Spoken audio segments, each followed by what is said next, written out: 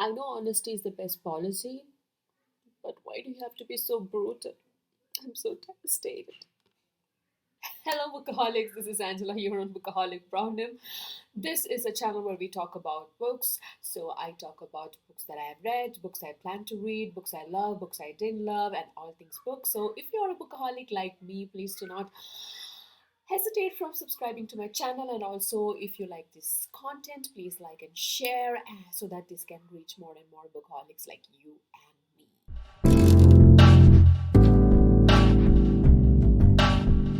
Today's topic is kind of a daring one for me because I generally stay away from negative comments and negative feedbacks and heavy, blunt, ruthless criticism um, of anything for that matter, and especially of things that I love and basically things that put a damper on the way I enjoy books.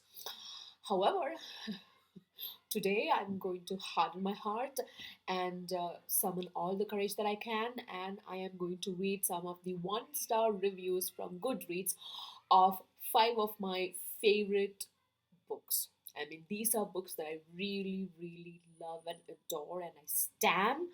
So, yeah, let's see what I think about them. This is how it's going to go down. I will tell you which book I'm going to read the reviews about. Then I will give you a very brief, short summary of the book, mostly from the Goodreads summary itself. And then I will go ahead and read the one-star reviews. Okay? The first book that I'm going to read the reviews of is A Little Life by Hanya Yanagihara. If you've been following my channel for some time, you know that I absolutely love that book. It is one of my five-star read this year. I I mean, one of the main character, which is Jude. He is my favorite character of all time, you can say, because I really, really empathize and sympathize with that character. And the book, as such, I it's one of my favorite, and I often call it the modern classic. You know, when four classmates from a small Massachusetts college move to New York to make their way, they are broke and adrift only by their friendship and ambition. There is kind, handsome Willem, an inspiring actor JB, a quick witted, sometimes cruel Brooklyn born painter seeking entry to the art world, Malcolm, a frustrated architect at a prominent firm, and the withdrawn, brilliant, enigmatic Jude, who serves as their center of gravity. Over the decades, their relationships deepen and darken, tinged by addiction, success, and pride.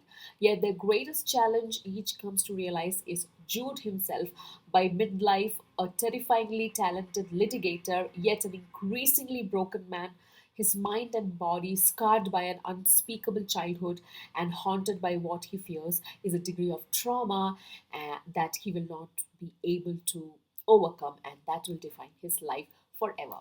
That's the brief summary from the Goodreads page of A Little Life. So, whew, let me get into the reviews. So, I have already selected some, and then I will be showing them on the screen now.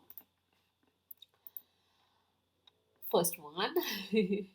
So I don't know if you've seen the most famous cover of A Little Life, the picture of a sad man looks like he's crying or weeping, right?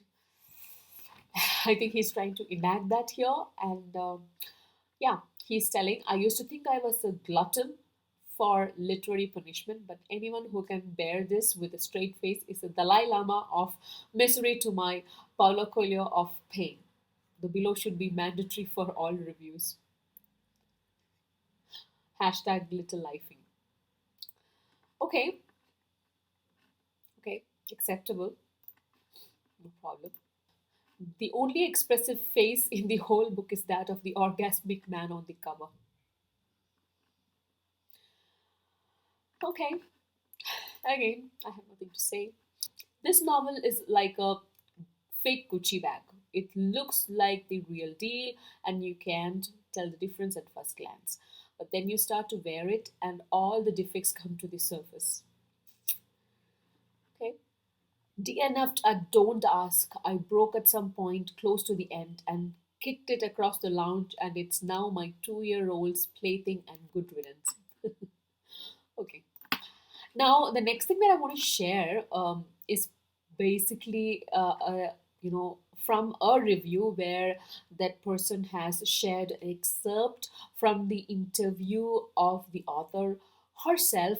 And if she did really say that, it is kind of really um, a bad thing to say. And I myself was taken aback and was not impressed. So, this is what she said apparently.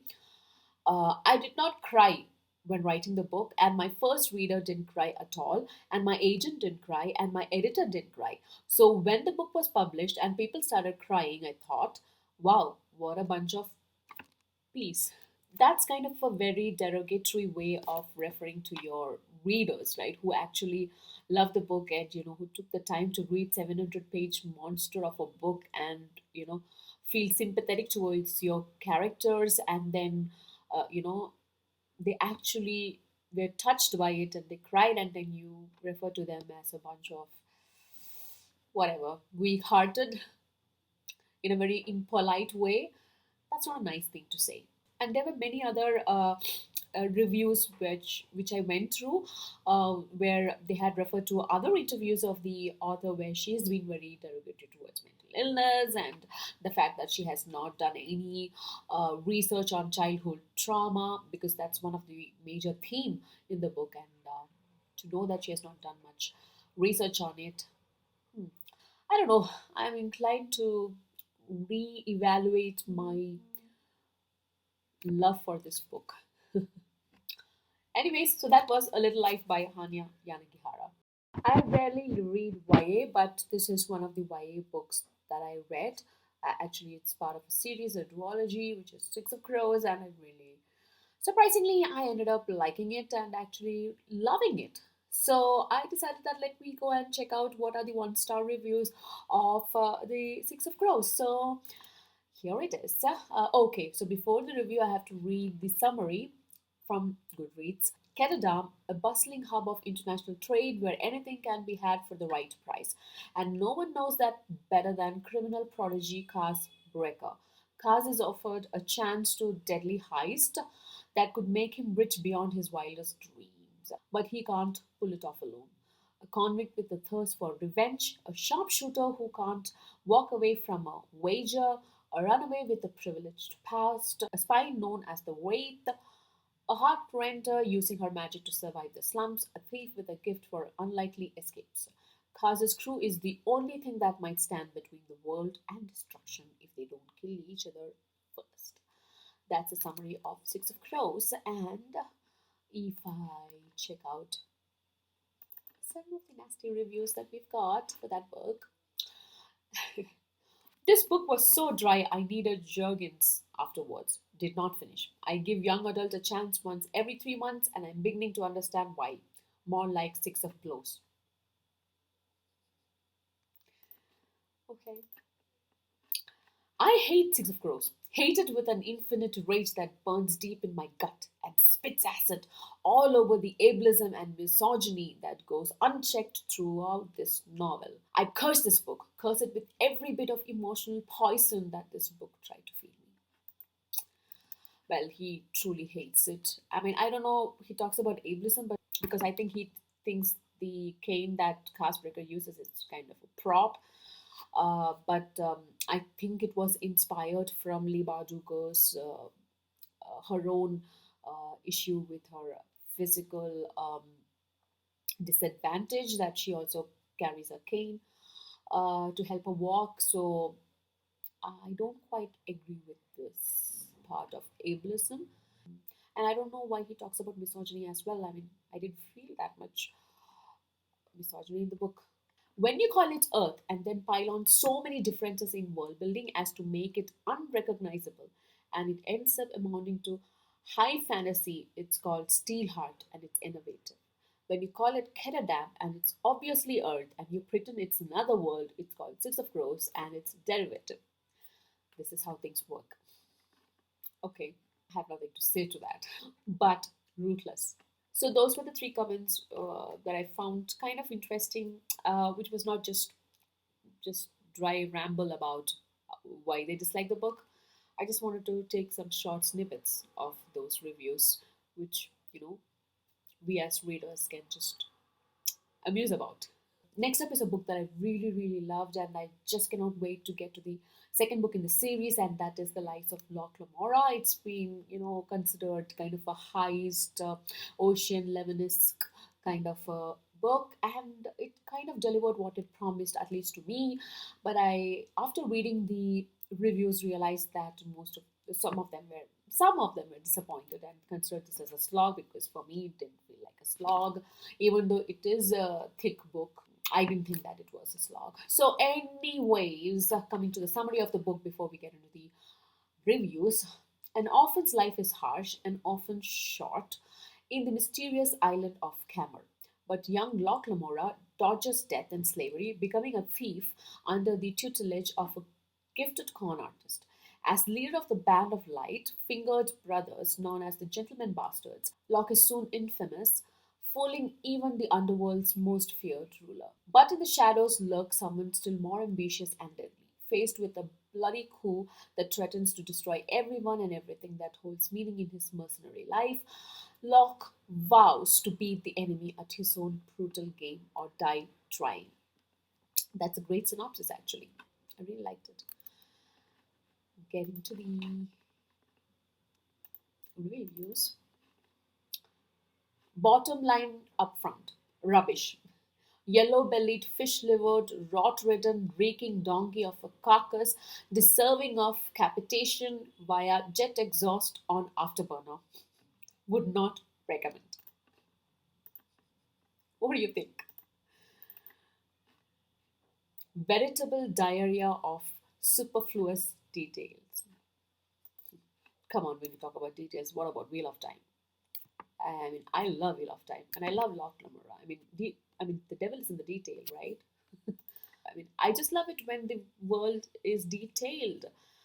I just love it, and that's another way of immersing yourself in the world that the story is set in. So stop complaining. Finally, the 722-page book took me forever to read, nearly 4 weeks. Every page turn felt like a small victory. I fell asleep so many times. To distract myself and stay awake, I would look up and around the train car. I even made eye contact with fellow commuters. Yikes. I agree with the last part. Making eye contact with fellow eye commuters. It's not yikes for me, it's kind of scary for me because I'm an introvert, so I wouldn't do that either. Come on, that's pushing it too far. You don't sleep while reading Lies of Locke Lamora. How boring are you? So that was the reviews for The Lies of Locke Lamora. Like I said, I'm just finger picking very few of them. There were a lot. I didn't want this video to drag on for hours. Ooh, next one is gonna touch some nerves. Really.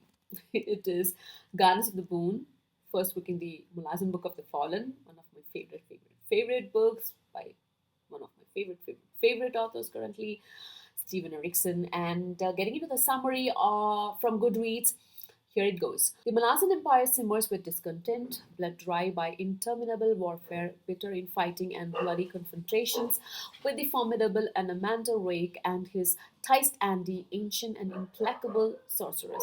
Even the imperial legions, long inured to the bloodshed, yearn for some respite. Yet, Empress Lassine's rule remains absolute, enforced by her dread claw assassins. For start, I think it's too long.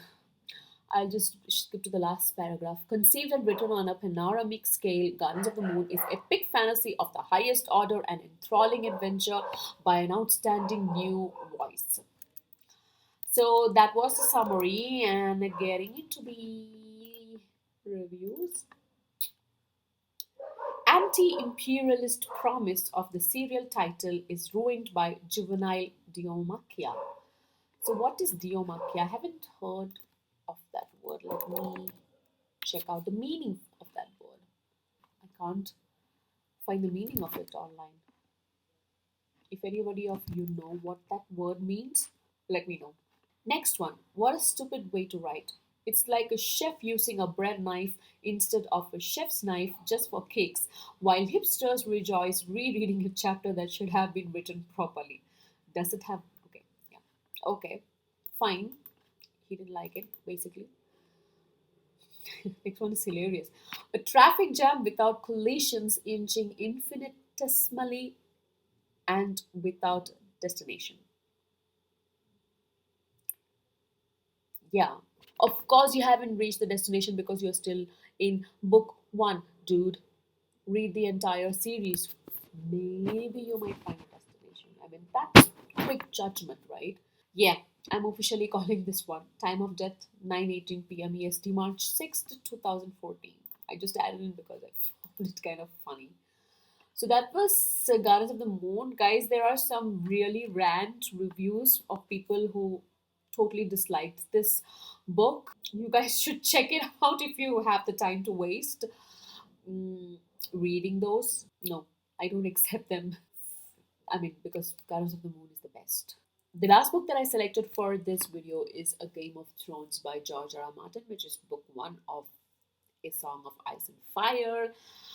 And it is again one of my favorite fantasy series. And of course, a lot of people love the TV show as well, just like me. So let's see what people. Oh, yeah, before that, I have to read the summary. Should I read the summary? Most of us know what A Game of Thrones is, right? Let's just skip it for this one. Let's get into the review directly. I just have three of them here. Hi, I would like to phone Freud. Yes, Freud, can you please analyze George R. R. Martin for his repeated fixation of women's breast? Are we getting mommy issues? Fetishization? All of the above? I see. And this person has taken some examples from the book itself, and I kind of had to agree with them. I mean, yeah, there is some kind of breast fetish going on, but George R. R. Martin has said that that's him being realistic, and that's the sex and the nudity is something that is very real lifey, so that's why he included them. This is like the fat Elvis of books, all bloated and overwrought, and somehow lacking the hip shaking young Elvisness of young Elvis, whatever that means. By the power invested in me by years of fantasy reading, I shall read this piece of shit in anger and pain. I shall unravel my warren to tell the world what a piece of crap this is. Been reading it for 2 months now, and I am up to page 55, and it sucks as much as I remember. Yeah, you just don't get it, boy. I mean, or a girl, I don't know. But it's just that you're not getting it.